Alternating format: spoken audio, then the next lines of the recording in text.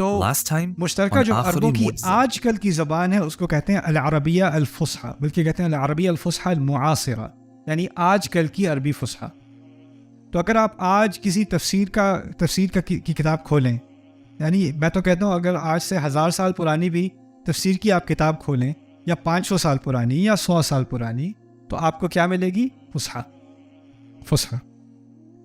لیکن عرب کی اصل زبان اسلام کے پھیلنے سے پہلے تھی. یہ بہت ضروری ہے سمجھنا. یہ کیوں سمجھنا ضروری ہے؟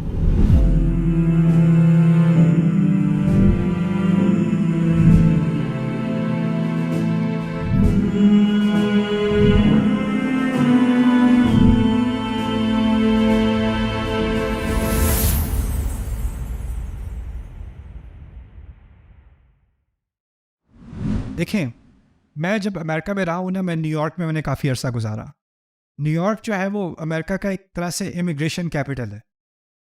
دنیا جہاں سے لوگ نیو یارک آتے ہیں، ٹھیک ہے.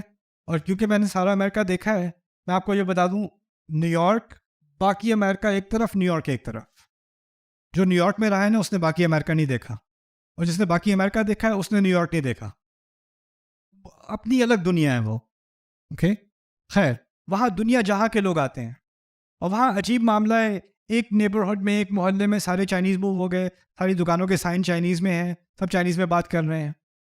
ایک نیبرہڈ میں سارے پورٹریکن موو ہو گئے، سب اسپینش میں بات کر رہے ہیں. میں وہاں کام بھی کرتا تھا ایک شو اسٹور میں، وہاں سارے اسپینش میں بات کرتے ہیں. انگلش میں بات کرو غصہ کریں گے. Okay, ¿Qué problema tienes? No habla español.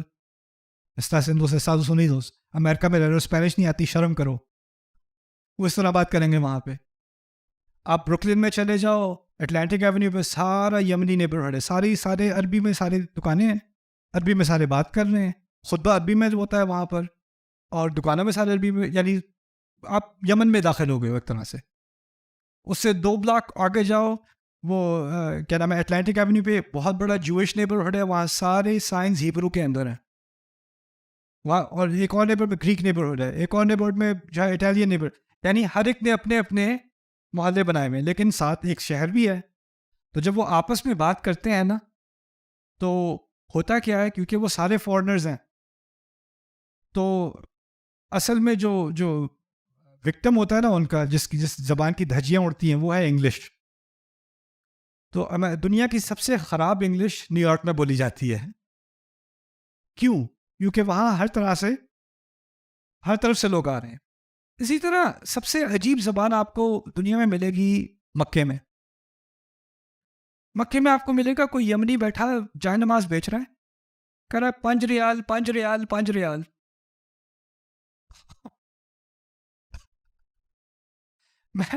میں سمجھا، مجھے عربی استعمال کرنے کو ملے گی وہاں پہ. میں گیا کسی سے، میں نے پوچھا این المطعم پاکستانی ریسٹورینٹ کہاں پر ہے؟ کہتا ہے انطلق سیدھا.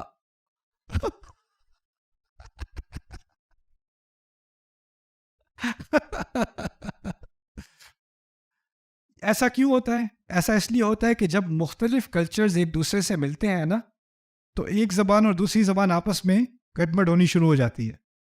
ٹھیک ہے نا؟ تو اس لیے اسلام جب پھیلا، جب فتوحات ہوئی، تو عرب جو صحرا میں اکیلے بیٹھے ہوئے تھے ہزاروں سال، کس سے بات کرتے تھے؟ ایک دوسرے سے. ان کی زبان خالص رہی کیونکہ ان میں کسی کو ان میں دلچسپی نہیں تھی. اگر رومی سلطنت روم ان پر حملہ کرے بھی تو کیوں کرے؟ کیا ملے گا یار ریت کے بجائے، ریت کے علاوہ کوئی فائدہ نہیں ہے اس کا. جو ایرانی سلطنت ہے، وہ کیا فائدہ لے گی عرب پہ حکومت کر کے؟ ان کو اپنے حال پہ چھوڑ دو. یہ بس بھیڑ بکریاں چلائیں گے، اونٹ اپنے چلائیں گے، تھوڑا بہت چھوٹا موٹا کاروبار کر لیں، خیر ہے. تو ان کو دنیا نے بھلا دیا تھا.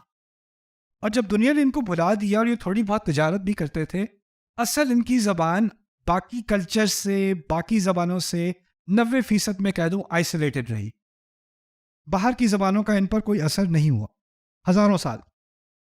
اور اس لیے ان کی زبان بہتر ہوتی گئی.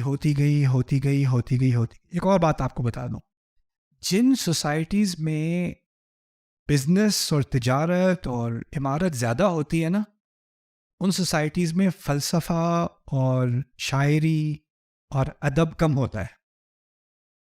کم اس لیے ہوتا ہے کہ وہاں سارے لڑکے لڑکیاں کون سے اسکول میں جا رہے ہیں؟ بزنس اسکول میں جا رہے ہیں، میڈیکل اسکول میں جا رہے ہیں، انجینئرنگ میں جا رہے ہیں، ٹریڈ میں جا رہے ہیں، ہے نا. اور کوئی بھی کہے میں نے انگلش لٹریچر میں پی ایچ ڈی کرنی ہے تو اس کو سائیکالوجسٹ کے پاس لے کے جاتے ہیں. کوئی ہسٹری پڑھنا چاہے، کوئی فلسفی پڑھنا چاہے، کوئی پوئٹری پڑھنا چاہے، کوئی اردو ادب پڑھنا چاہے تو کہیں گے کیا کر رہے ہو اپنی زندگی کے ساتھ. عرب کیا تھے؟ عرب اکیلے صحرا میں بڑا ٹائم ہے جی شاعری کا، بہت ٹائم ہے لائنیں مارنے کا، بہت ٹائم ہے بڑا. اور ان میں سے جو زیادہ شاعری کرے گا اس کی واہ واہ جی، او ہو. یہ کلچر تھا ان کا. اب ان کے پاس نہ جس طرح آپ یہاں پر کون سا شہر ہے جہاں وہ ورلڈ کپ کی فٹ بالز بنی تھی؟ سیالکوٹ کو فخر ہے اپنی فٹ بال پہ؟ نہیں. کسی اور شہر کو فٹ بال. ہمارے یہاں دنیا کا سب سے بڑا کرکٹ بیٹ بنتا ہے، ہمارے یہاں سب سے زیادہ لیدر بنتا ہے، ہمارے یہاں یہ بنتا ہے، ہمارے یہاں وہ بنتا ہے. فخر ہوتا ہے نا. عرب کیا کہیں گے؟ ہمارے یہاں کا جو جلا ہوا پتھر ہے نا، وہ ہو کس چیز پہ فخر کرے وہ؟ کیونکہ انسان کی شخصیت میں، سوسائٹی کی شناخت میں ہوتا ہے کہ اس کو کسی نہ کسی چیز پر فخر کرنے کی ضرورت ہوتی ہے. تو عرب کو ہزاروں سال سے کس چیز پر فخر کرنے کا جواز تھا؟ کیا تھی ایک چیز؟ نہ ان کے پاس بلڈنگ ہے، نہ ان کے پاس ہائی وے ہے، نہ ان کے پاس بڑی بڑی عمارتیں ہیں، نہ کوئی سلطنت ہے، نہ جیسے روم کے پاس ہے، جیسے یمنیوں کے پاس ہے، جیسے وہاں پر ایرانیوں کے پاس ہے. وہ کہتے ہیں ان کے پاس محل تو ہوں گے، زبان ہمیں آتی ہے، جیسی لائنیں ہم مارتے ہیں نا کوئی نہیں مار سکتا. اور جب ایک دفعہ آپ کو ایک چیز پہ فخر ہو جائے نا تو آپ اس میں بہت ہی زیادہ ابسیس ہو جاتے ہو. تو ان لوگوں کو کلچرلی نا اپنی زبان کے ساتھ بہت زیادہ کیا ہو گئی؟ obsession، خاص obsession. اور پھر ہوتا کیا تھا کہ تنقید کا بڑا کلچر تھا ان میں. کوئی شعر کر دے، کوئی شعر سنا دے، لنا الجفنات الغر يلمعن بالضحى واسيافنا يجينا. وہ باقی یاد نہیں آ رہی کیا لائن تھی. بالمائل کل نکال کے دکھاؤں گا آپ کو وہ شعر. خیر پہلی یاد آ گئی. ہمارے پاس وہ ایک قبیلہ فخر کرتا تھا کہ وہ کتنا وہ کیا نام ہے صدقہ کرتے ہیں. تو الجفنات الغر یعنی ہمارے پاس جو ڈونگے ہوتے ہیں نا، بولز کو کیا کہتے ہیں تمہیں یار؟ ہمارے پیالے جو ہے نا وہ بھی چمکتے ہوئے ہوتے ہیں. یلمعنا بالضحى، دن کے وقت ہمارے جفنات، ہمارے پیالے چمکتے ہیں. یعنی جو پیالے جس سے ہم صدقہ کرتے ہیں، یعنی ہم صدقہ بھی کرتے ہیں تو بڑے چمکیلے پیالوں میں کرتے ہیں. یلمعنا بالضحى. تنقید ہو گئی جی آپ نے جفنات کہا تھا، یہ جمع قلہ ہے، یعنی آپ کے پاس بہت تھوڑے سے پیالے ہیں. جفان کہا ہوتا تو زیادہ پیالے ہوتے. پیسے تو ہیں آپ کے پاس، اتنے زیادہ پیسے نہیں ہیں. اور پھر آپ نے بالضحى کہا کہ دن میں چمکتے ہیں. دن میں تو ہر چیز چمکتی ہے، پتھر بھی چمک رہا ہوتا ہے. کہنا چاہیے تھا رات میں چمکتے ہیں. یعنی کوئی شاعری کر بھی دے تو اس کی دھجیاں اڑانی شروع کرتے تھے. اور اس ماحول میں پھر ان کا اپنا محاورہ تھا. اور محاورے کی بات بہت ضروری ہے. ہر سوسائٹی کا اپنا کیا ہوتا ہے؟ محاورہ. آپ ڈکشنری سے زبان نہیں سیکھ سکتے. ڈکشنری سے آپ کو کچھ الفاظ تو آ جائیں گے، لیکن اصل جو زبان ہوتی ہے نا وہ کس میں ہوتی ہے؟ محاورے میں. آپ اگر انگریزی میں ترجمہ کرو، میں فلانی جگہ گیا اور ان لوگوں نے مجھ سے ایسے بات کی، میری تو ناک کٹ گئی. اب اس کا آپ انگریزی میں ترجمہ کر دو، میری ناک کٹ گئی. I went to یہاں پہ کہوں میری اپنے وائف کو میسج بھیجوں I went to this party and my nose got cut off. ترجمے میں محاورہ ضائع ہو جاتا ہے کیونکہ محاورے کا تعلق کلچر کے ساتھ ہوتا ہے. سمجھ رہے ہیں بات؟ جیسے جیسے کلچر بدلتا ہے ویسے ویسے کیا بدلتا ہے؟ محاورہ بدلتا ہے. آج کل جو محاورہ اردو میں استعمال ہو رہا ہے، میں پورے اعتماد سے کہتا ہوں 20 سال پہلے استعمال نہیں ہو رہا تھا. اور 20 سال پہلے جو محاورہ استعمال ہو رہا تھا وہ 40 سال پہلے استعمال نہیں ہو رہا تھا. جیسے جیسے سوسائٹی بدل رہی ہے ویسے ویسے کیا بدل رہا ہے؟ محاورہ بدل رہا ہے. صحیح بات ہے کہ نہیں؟ انگریزی کا محاورہ بدلتا ہے کہ نہیں؟ بڑی جلدی بدلتا ہے. 80s میں کہتے تھے دیٹس سو کول، 90s میں کہتے تھے دیٹس سو ہاٹ، اب کہتے ہیں دیٹس فائر، دیٹس لیٹ. بدلتا چلا جا رہا ہے. جیسے جیسے ٹیکنالوجی بدلتی ہے، سوسائٹی بدلتی ہے، محاورہ بھی کیا ہوتا ہے؟ بدلتا ہے. اچھا میں بات سمجھا دوں. عرب کی فتوحات ہوئیں، اب جب فتوحات ہوئیں تو اور کلچرز آئے کہ نہیں؟ اب آل کلچرز آتے ہیں، دوسرے کلچرز آتے ہیں، تو ان کی زبان اور عربی زبان کی آپس میں کلیش ہوتی ہے کہ نہیں؟ تو ہونی ہے. اب کلچر بدل رہا ہے تو اور کیا بدلے گا ساتھ ساتھ؟ محاورہ بدلے گا. اب قرآن کا اپنا محاورہ ہے کہ نہیں؟ لیکن قرآن کا محاورہ اسلام کے پھیلنے سے پہلے والا ہے یا اسلام کے پھیلنے کے بعد والا ہے؟ پہلے والا ہے. اب وہ پہلے والا محاورہ تو مر رہا ہے، وہ تو ختم ہو رہا ہے، اور بہت جلدی جلدی ختم ہو رہا ہے. اب وہ جیسے ہی اسلام جیسے اس کو فتح ملی، اس عرب کا محاورہ مرنے لگا. اور جب وہ مرنے لگا تو ایک بڑا عجیب خطرہ سامنے آیا. ہو سکتا ہے قرآن کوئی محاورہ استعمال کر رہا ہو اور آج سے 100 سال بعد کسی کو پتہ بھی نہ ہو کہ یہ محاورہ تھا. یہ خطرہ تھا کہ نہیں؟ تو جس طرح ایک کیمپین ہوئی تھی نا کہ ہمیں حدیث جمع کرنی ہے، اور ایک کیمپین ہوئی تھی کہ ہمیں آثار جمع کرنے ہیں، اسی طرح ایک کیمپین ہوئی تھی ہمیں عربی زبان کا اصلی محاورہ جمع کرنا ہے. اور وہ اصلی محاورہ جمع کرنے کے لیے آپ شہر میں نہیں جا سکتے تھے، آپ بغداد نہیں جا سکتے تھے، آپ شام نہیں جا سکتے تھے، کیونکہ وہ بڑے بڑے شہر ہیں اور شہروں میں محاورہ مر جاتا تھا. اصل محاورہ تھا صحرا کا. تو الاسمعی اور شافعی اور یہ بڑے بڑے علماء، انہوں نے بہت وقت گزارا ہے صحرا کے اندر، اور جا کر وہ کوئی بچی کسی گاؤں میں جو ہے، وہ ایک اسمعی کا قصہ ہے. اسمعی کے بڑے عجیب عجیب قصے ہوتے ہیں. اسمعی عربی کے ماہر تھے، انہوں نے عربی زبان پر تحقیق کی. عربی زبان کو سمجھنے کے لیے انہوں نے صحرا میں کئی کئی سال گزارے، اور ان کے بارے میں مشہور ہے کہ وہ شکل کے ذرا اور لہجے کے اور اپنے مزاج کے ذرا بدتمیز تھے.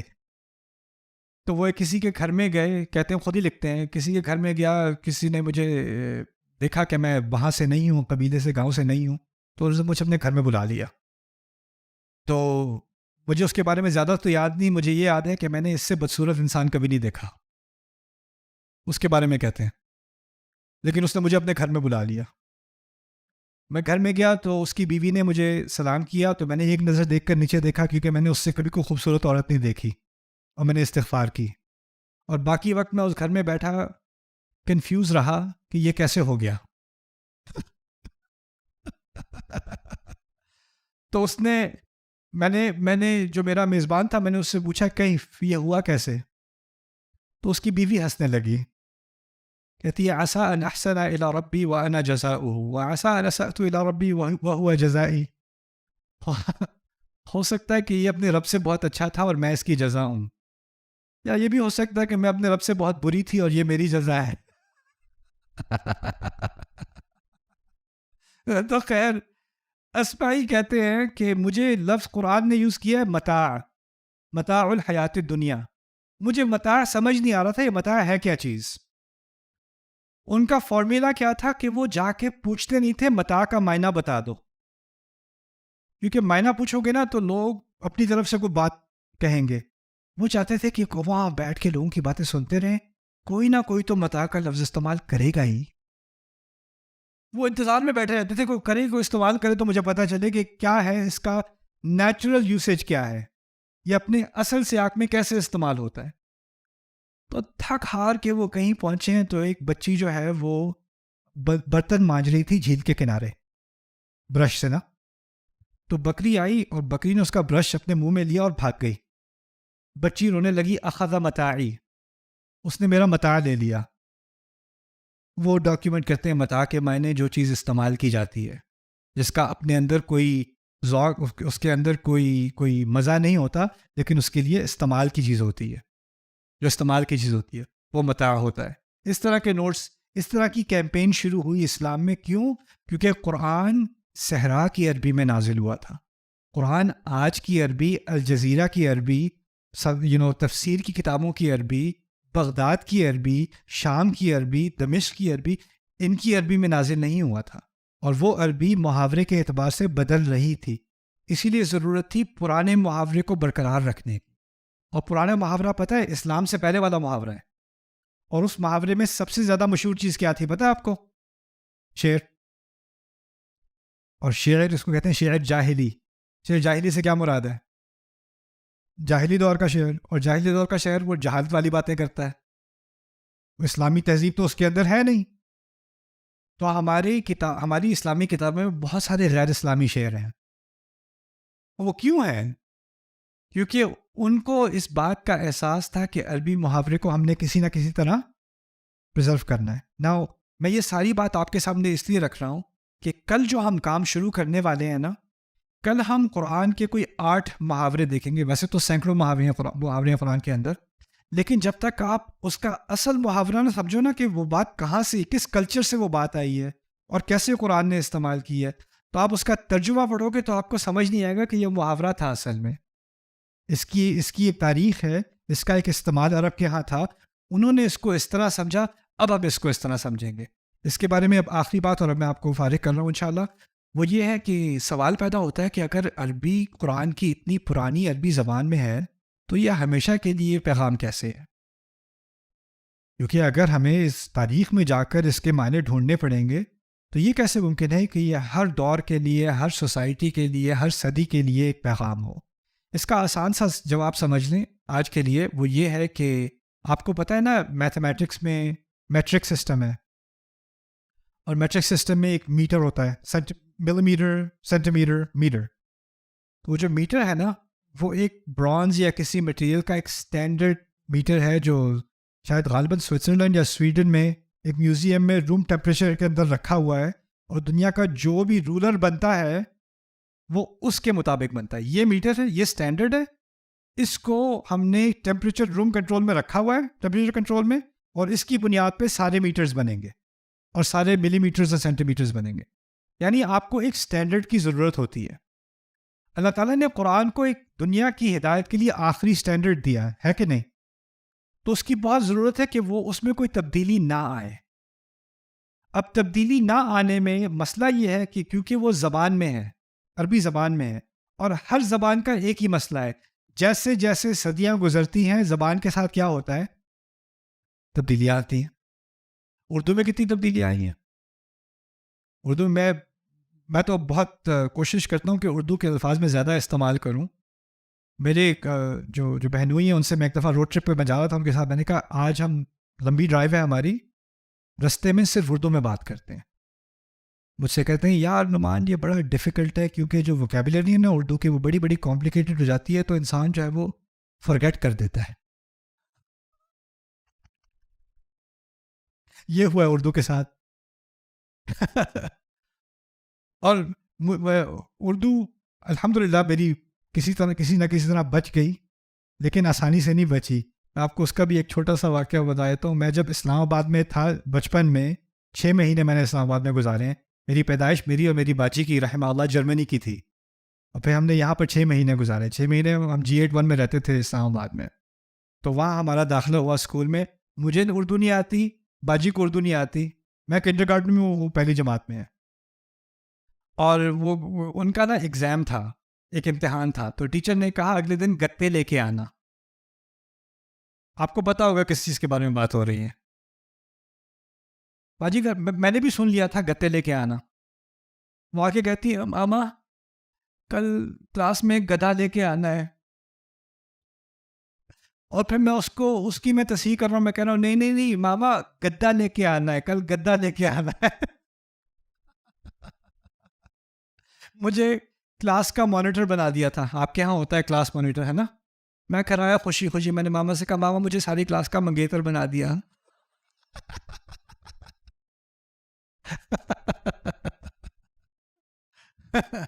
زبان میں فرق آتا ہے. اگر آپ اس کلچر میں نہ ہو، آپ کی زبان مختلف ہوگی.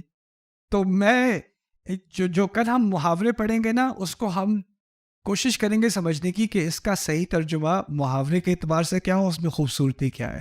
تو قرآن نے اصل میں اس پرانی عربی کے محاورے استعمال کیے اس لیے کیونکہ سوسائٹی تو بدلتی رہے گی لیکن زبان وہی رہے جو اس زمانے کی تھی. تاکہ اب وہ اوریجنل زبان سمجھنے کے بعد جس طرح میٹر کا ایک اسٹینڈرڈ یونٹ ہے نا، اب اس کا آپ کہیں بھی اپلیکیشن کر لو، اس کے ذریعے سے کوئی بھی آپ ایجاد کر لو، لیکن اسٹینڈرڈ تو وہی رہے گا نا. اسی لیے قرآن کا وہی لنگوسٹک اسٹینڈرڈ ہے. اور اس کو اگر آپ ہر کلچر کے ساتھ بدلتے رہتے یا اس کو پریزرو نہ کرتے تو آج جس طرح ہم قرآن سمجھ رہے ہیں نا وہ اس زمانے سے بہت مختلف ہو جاتا. مستعمر کا لفظ، مستعمر عربی میں، پرانی عربی میں، صحرا کی عربی میں مستعمر کا لفظ تھا جو کسی چیز کو بنانا چاہے، تعمیر کرنا چاہے. قرآن نے استعمال کیا ہے وَاسْتَعْمَرَكُمْ فِيهَا، اللہ تعالیٰ نے چاہا کہ تم اس زمین میں تعمیر کرو. مستعمر کا لفظ آج کل کی عربی میں، اخباروں کی عربی میں اور خطبوں کی عربی میں مستعمر کا لفظ ہوتا ہے. جو انگریز نے ہمارے ساتھ کیا تھا وہ مستعمرین تھے. کالونائزیشن کو استعمار کہتے ہیں. پوری طرح سے مختلف لفظ ہے اب عربی زبان کا. قرآن ایک معنی میں یوز کر رہا ہے اور باقی ساری عربی کی کتابیں آج کل کسی اور معنی میں یوز کر رہی ہیں، اور اس طرح کی سینکڑوں مثالیں ہیں.